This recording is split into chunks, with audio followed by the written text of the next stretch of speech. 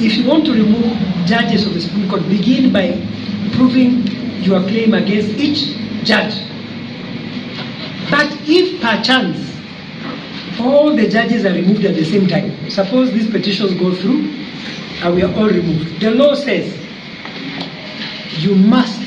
the judge has a right to appeal to the Supreme Court. Now, in my petition, I say, look at the absurdity of Supreme Court judges appealing to themselves, saying our removal was unconstitutional.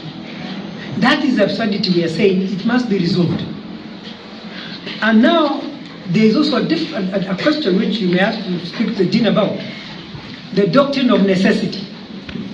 In my petition also, I'm raising the question whether the Chief Justice can appoint a bench of more than one judge in this case, although she's affected by the complaint. You cannot remove a judge willy-nilly. Removal of the apex court should be on a very serious grounds. It cannot be games on social media. It cannot be.